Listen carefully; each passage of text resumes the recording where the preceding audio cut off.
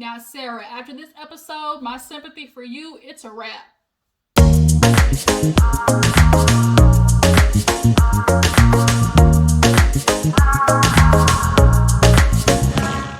Hey you guys, what's up? Your girl G here. Welcome back to my channel. Y'all, I'm not gonna lie, right now I'm a little exhausted. I'm super hungry and got a headache, but I wanted to sit down and come talk to you guys and get life after lockup knocked out of the way because I still gotta catch up on the Bell Collective.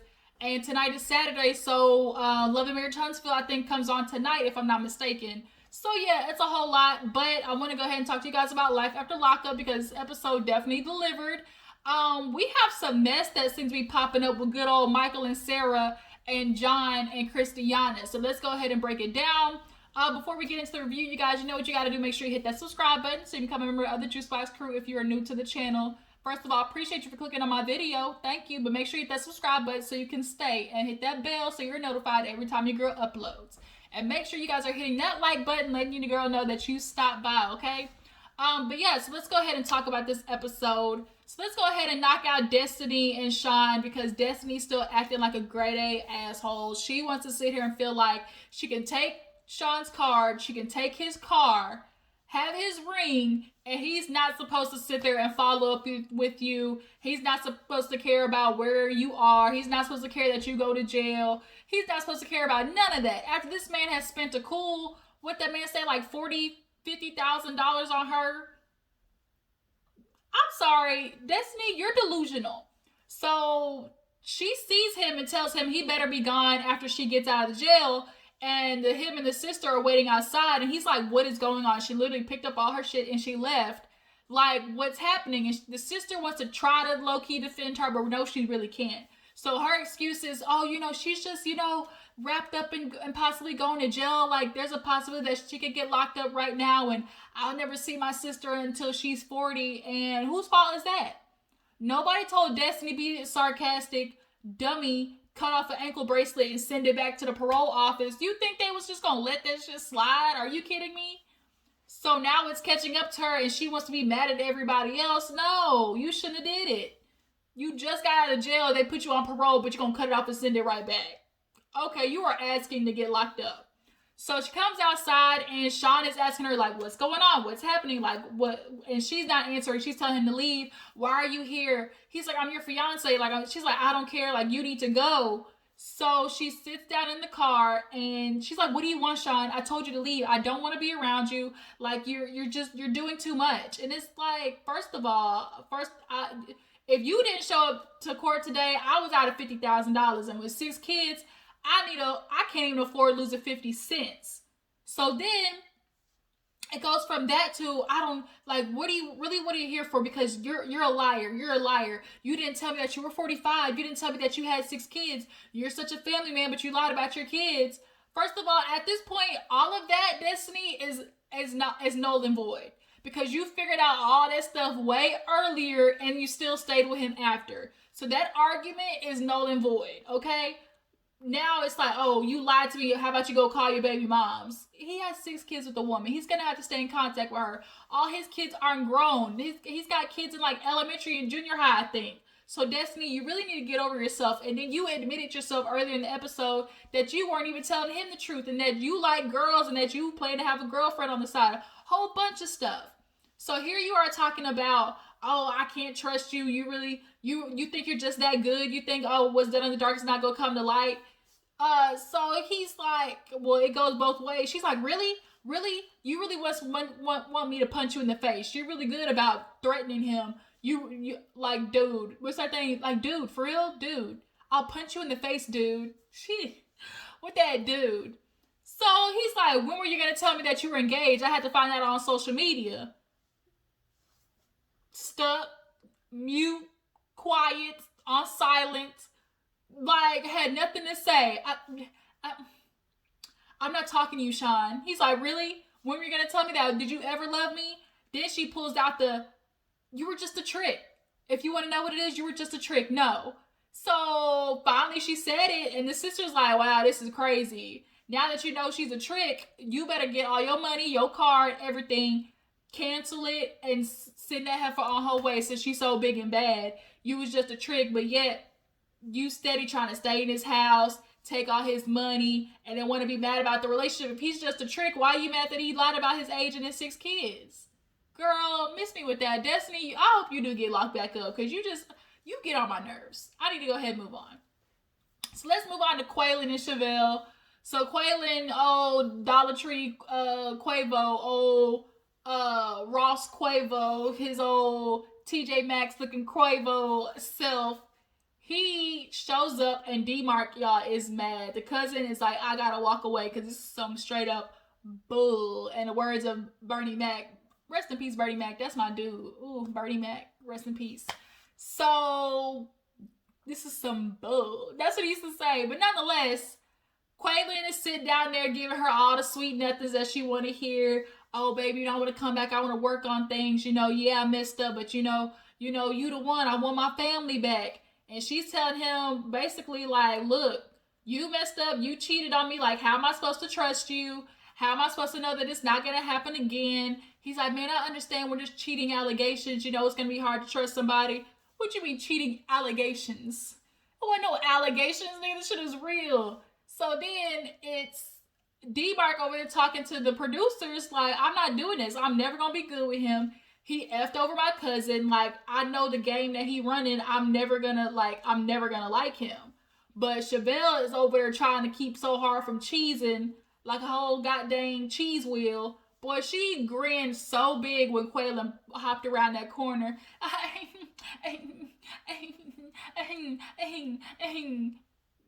Grinning, cheesing. So basically, Maila comes over there and Kweilyn acts all, you know, oh, you acting like you don't want to see me. Like, oh, you know, she's like, I don't like when you call me little girl. And she's so cute. Maila is so cute. But he interacts with her, and Chevelle, her goddamn ovaries start getting ready to explode because she sees Kweilon with the baby. And she's like, you know, that's what I loved about Kweilon. You know, regardless of him messing up, like, he's such a good dad to Maila. And it's like, only reason he's a dad to Maila is because you threw him there. Like, low-key, like, you obligated that man to your baby. I feel some type of way about that. Like, how do y'all feel? What is the amount of time? Here's a question. What is the amount of time that a person should be with dating somebody before they introduce them to their kids? Personally, it all depends on age. Like, if you in like your 40s, obviously it's gonna be a lot faster because both y'all like, y'all ain't with the BS. Like, y'all know what you want. Y'all are older.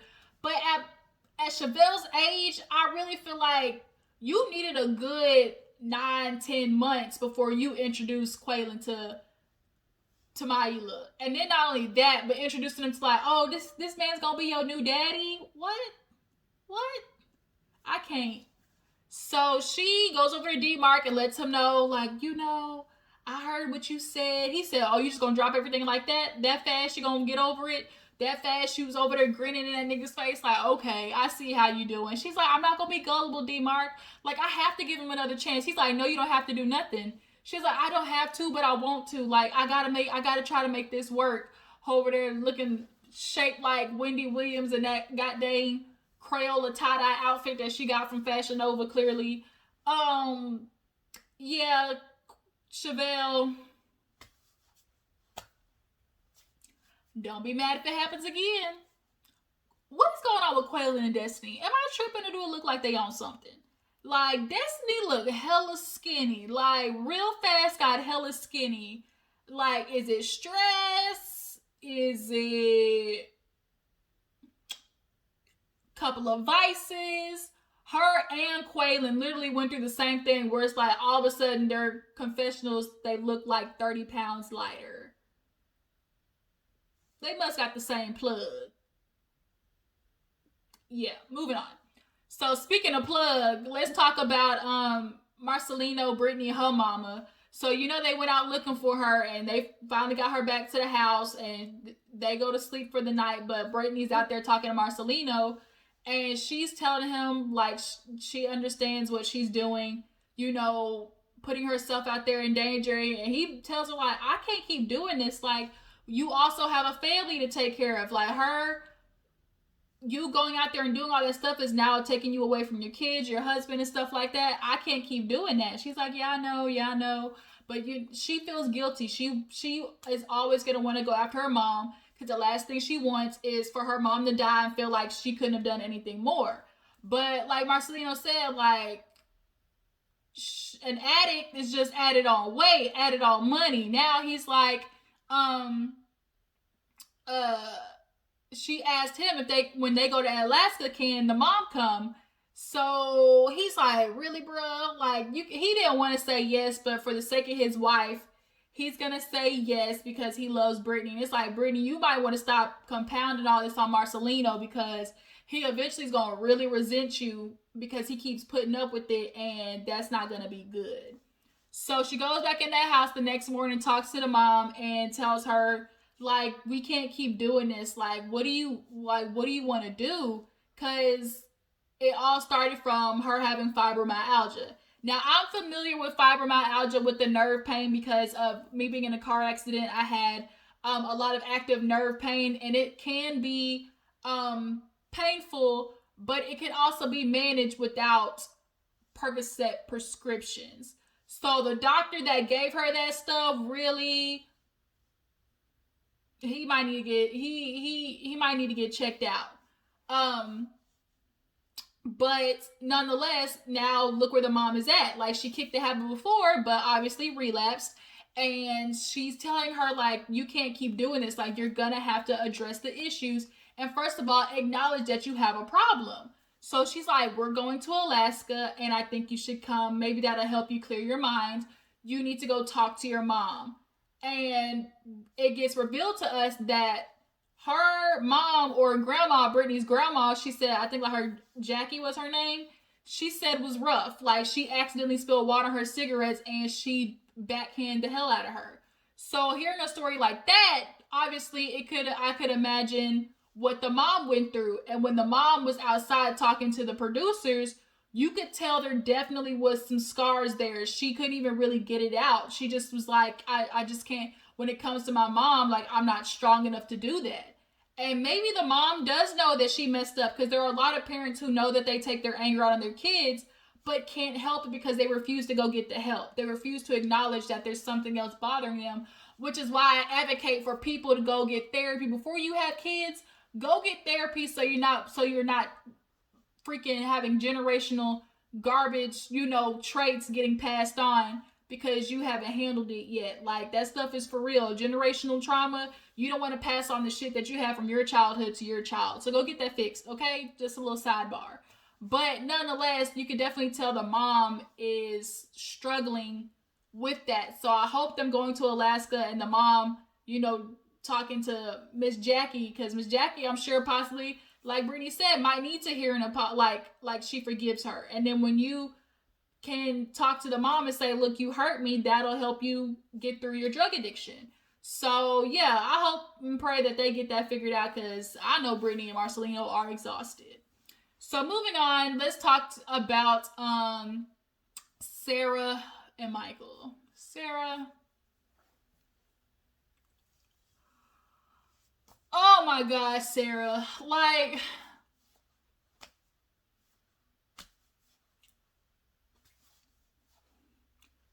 really, bitch? Like, I just can't. I cannot.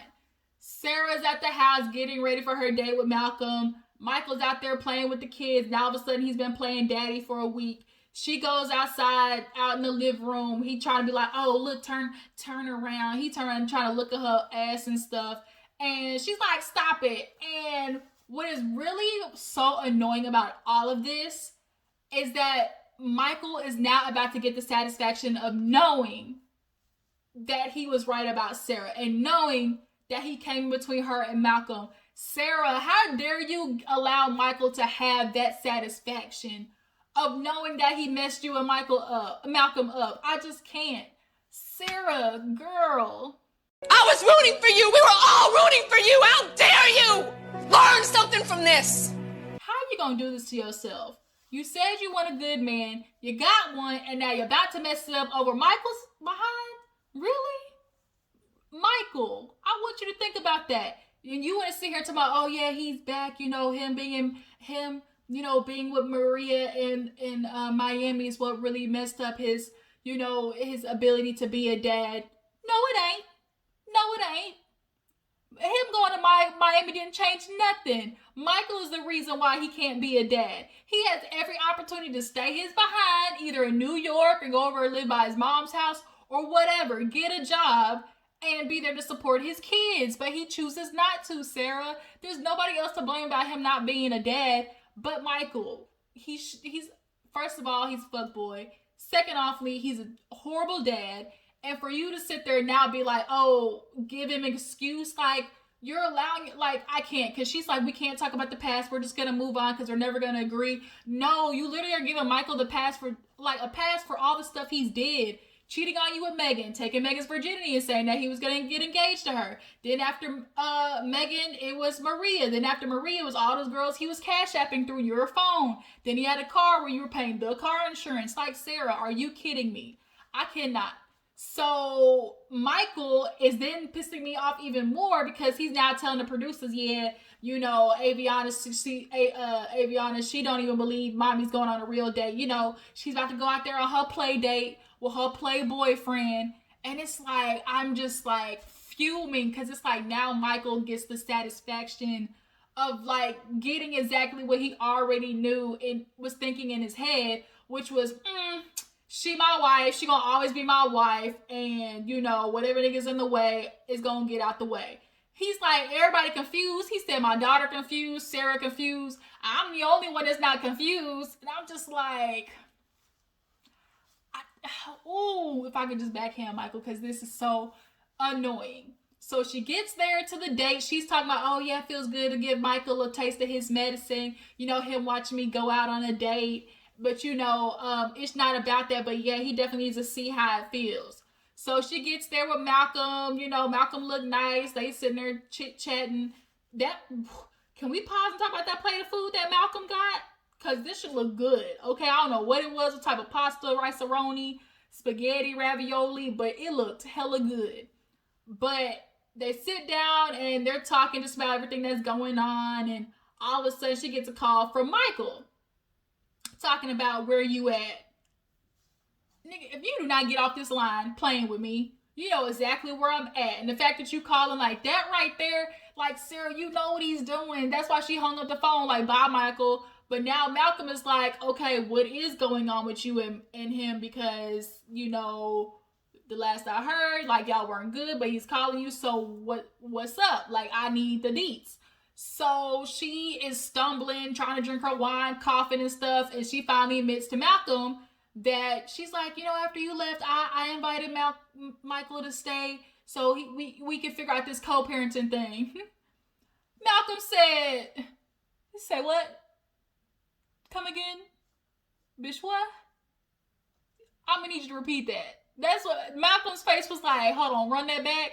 So she's like, Michael is staying because, you know, I'm just really trying to figure out how to get the family, you know, thing back together and co-parenting.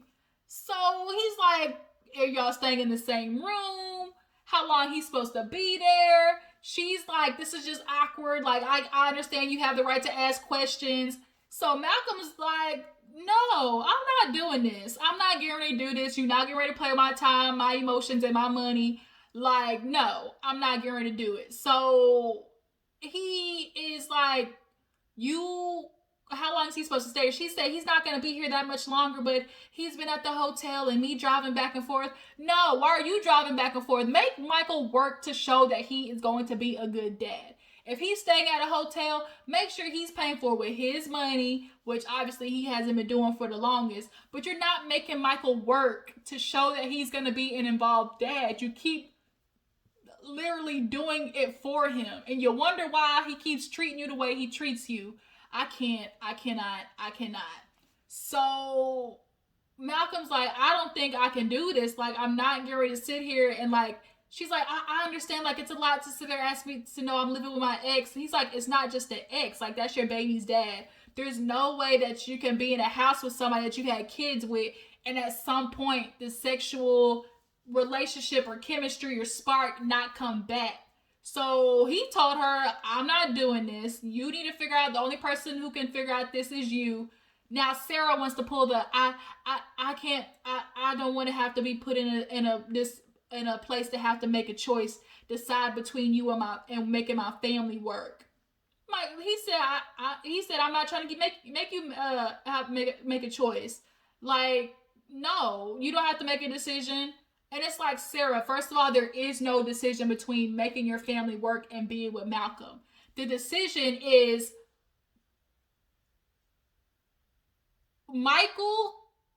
the decision is kicking Michael out.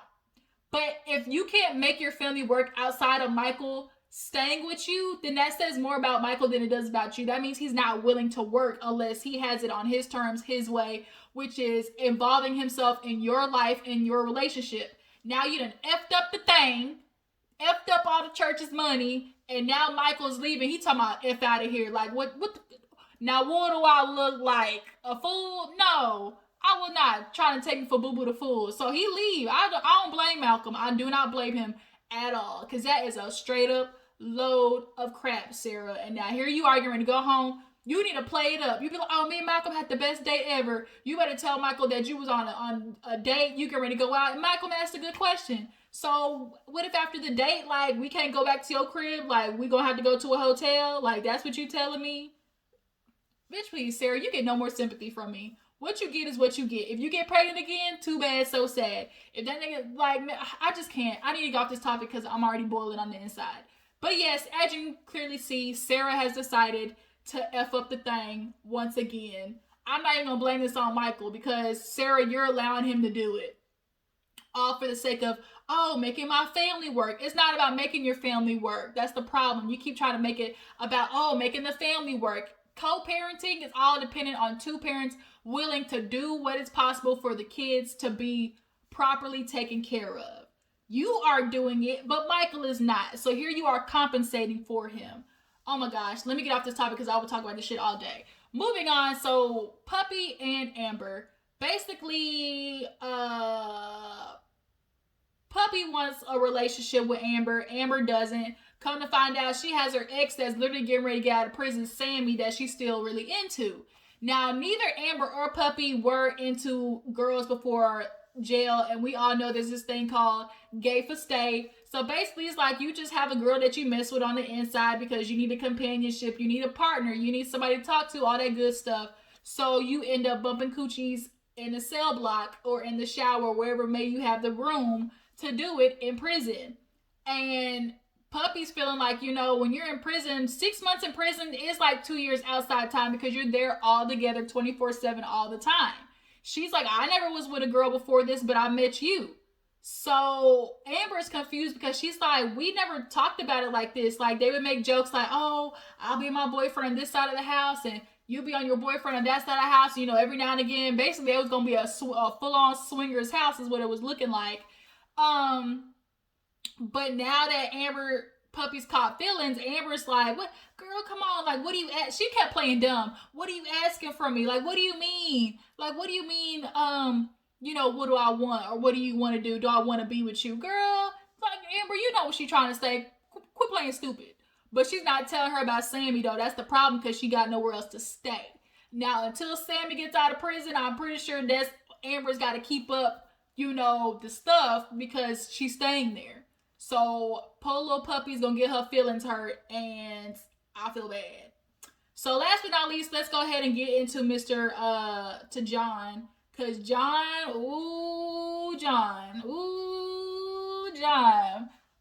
I done seen some messed up things on Life After Lockup. But this, too much. So, John and his sister Tara seem to be getting a little too close for comfort. So now feel all comfortable walking up in his room with the towel on after a shower. Girl, first of all, how about you ever heard of Curology? Proactive? Neutrogena? Look him up. Nonetheless, she's flirting with him, trying to smack it on his butt and stuff, and the mom is clearly picking up on what is going on. So he goes in the kitchen to help cook mama some food, and she's like, oh, you're not going to cook me none? He's like, I mean, I guess I could. So then, the mom is like kind of watching their interactions, and she's just kind of like, but like quiet at the moment. So, Christiana happens to call and saying she's getting out in a month, like she's getting out early. So he's super excited, he's super ready. And the sister over there in the kitchen eating with the mom, and he walks over like, oh, Christiana's supposed to be getting out. And they're like, oh my God, you know, he's been over here acting so crazy. And he's like, oh, I miss you terribly. And Tara's like, oh, you said my name. He's like, what? She's like, Tara Blee. And it's like, girl, you really trying to throw them hints out there to the sister. You trying to be real sneaky, bitch. I'm feeling like, well, hold on, we'll get to that part. So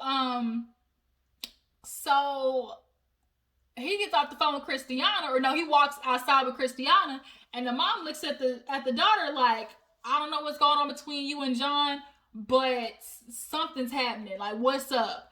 And the sister went to be like, ain't shit happening, so you need to be quiet. What the mama needs to do is tell her, you not getting to mess this up for Christiana. The sister clearly is jealous. She sees her sister on a little TV show. She sees her sister got somebody who really love her, support her, you know, taking care of her. So she really trying to slide in and pull the okie doke. Like, this sister is foul. You clearly must be still smoking that stuff, because nobody in their right mind, I couldn't imagine doing this and doing it on national TV at that. The mom needs to pull her to the side and like, you better not do that to your sister. But I don't know if she has or hasn't, but she definitely, like, that sister if Christiana hear it, see what happens, she definitely, I'm sorry, I'm not down for family fighting, but she need her ass whooped on this one. So John goes to work, come back, and she happens to be outside smoking a cigarette. And she called herself, oh, you need a massage. She massaged on his back and stuff. And she done slapped herself across his lap. They tried to go in for a kiss. He turned his head like, And she's like, what, you don't want to kiss me? And he's like, you know, I don't know what's going on. I can't put my finger on it, but I love your sister. I know things have been lonely because she's been locked up, but I want to make this work with her. We're married. You know, that's what it is. So then the sister like walk away, and she's like, oh, I know John is into me. Like, I see it in his eyes. He wants to be with me, but you know, he just doesn't want to admit it. It's like, girl, you better pack your and get ready to leave, because your sister coming home in a month, and she's not going to live in a house and be watching that go down. Oh no. Christiana, I feel like, might go back to jail when she hear about this. But the sister, y'all, she foul. She really foul for that. But that's where the episode ended. And John, you might want to be careful, because Christiana, she a crack at it. Like, she'll stab you real fast with a pipe if she could. But yeah, I done seen some things on Life After Lockup, but this definitely is a new one. Y'all tell me how you feel about the episode, how y'all feel about Shavel taking back Kweilon, how y'all feel about Michael. Do y'all feel like Michael had the right to leave Sarah? And what do you think is gonna happen with the sister? Do you think she's gonna own up to, or try to sabotage what John has going on with Christiana when she gets home? Y'all let me know down in the comments. I appreciate you for tuning in. Make sure you're liking this video, subscribing to my channel, you guys, and I'll catch you later. Deuces.